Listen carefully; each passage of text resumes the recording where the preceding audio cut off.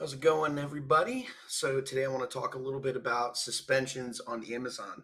We've had a lot of questions about this. It's not a fun part of selling on Amazon. It can actually be a major pain in the butt. We've actually been suspended once. It was we did get reinstated. It's kind of a difficult process, but okay. So what is a suspension? It's actually pretty simple.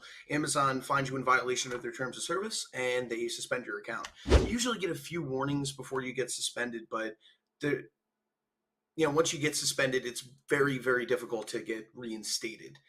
You've heard some, you probably heard some success stories about people getting suspended and appealing once and getting reinstated.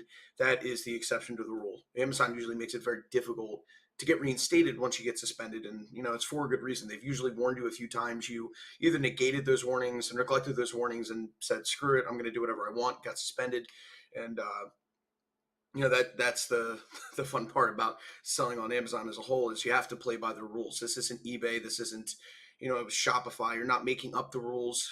It isn't the Wild Wild West. Amazon's very, very strict, and when you get into private label drop shipping, you have to understand that there's a lot of rules that you have to play by.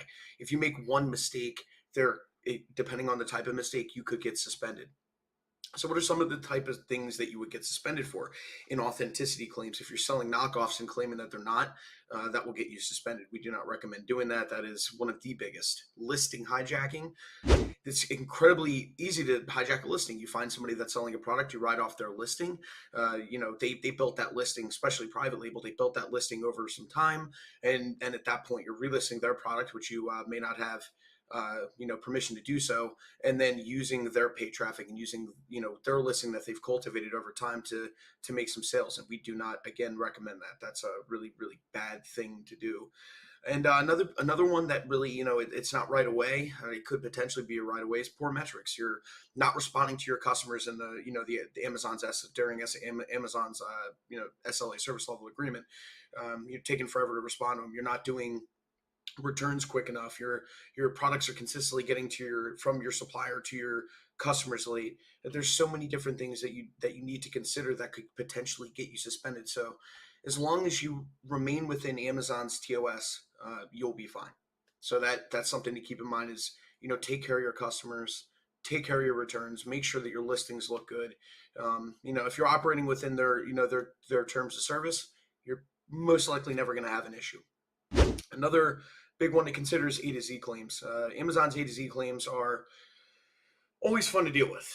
So let's say, for instance, a customer wants you to process a refund without a return, and you say, no, I want the product back. The customer could say, all right, well, I'm sick of you. I'm filing an E2Z claim. And E2Z claims are a nature of the business. You're going to get them once in a while. And Amazon at that point, well, what they'll do is they'll open an E2Z case. They'll be like, look, customer wants this. Seller wants this. Let's come to an agreement. If you don't satisfy that request, Amazon will shut you down. You don't get multiple chances at E2Z claims. They're very, very serious.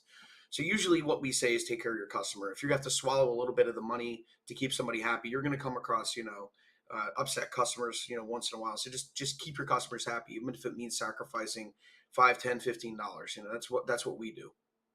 And that leads into Amazon returns, which I'll talk about in a completely separate video.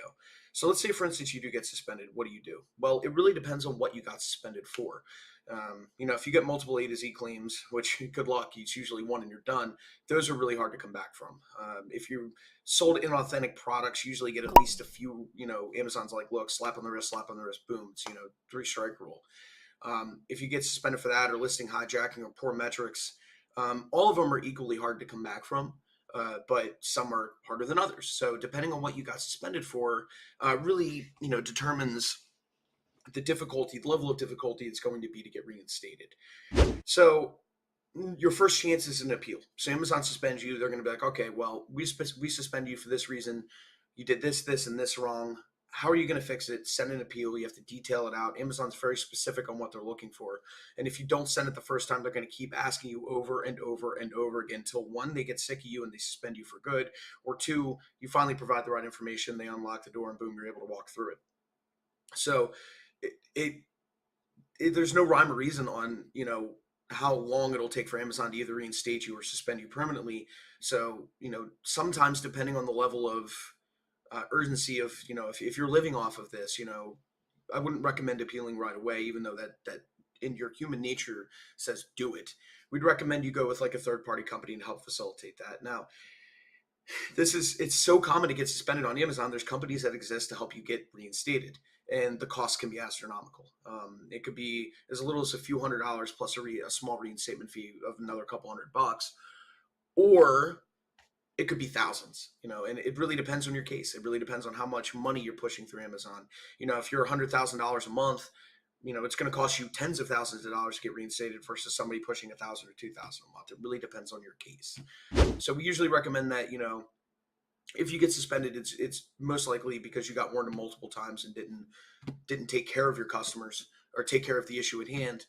So we do recommend you go with, some third party like seller care that can help you get reinstated. And they're pretty effective, but none of those companies will make a guarantee. So you could spend a couple $1,000s and never get reinstated. They can't make guarantees that they'll get you reinstated. It's kind of a crapshoot, but that's your best bet. They've dealt with these for many years, and they will help you out more than you just slinging poop against the wall and hoping it sticks. It's not the way to go about tackling this certain issue. So you could get stuck in a continuous appeal loop if you try to do it on your own. You could also get stuck in a continuous appeal loop if you try to go through another company. It really depends. But the biggest key is to, once you get suspended, take a deep breath, look to see why Amazon suspended you, think about what you did wrong, think about what you would do differently, and then put together an appeal and send it to Amazon if you do not decide to go with a third party. So yeah, we've talked about, if why it's imperative to take care of your customer. It's imperative to take care of your Amazon account. The health needs to be there. You need to have high health on Amazon to remain a seller. They essentially front their name for you. Most customers that go on Amazon think that they're buying directly from Amazon, even though over 50% of the sellers or 50% of the items on Amazon are third parties sold. So they're putting their name out there, and they know that, and they're going to hold you to the same standard they hold themselves, and it's high.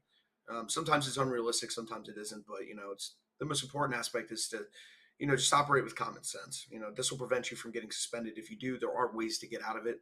It's not easy, but you can do it, and it's absolutely worth it to try to get reinstated, no matter how hard it is and how much it costs. If you've built a brand, built a niche, and you're making a lot of money, you may be able to sacrifice it and say, look, you know what, I'm only making like $1,000 a month. Screw it, I'm done. I don't want to do it anymore.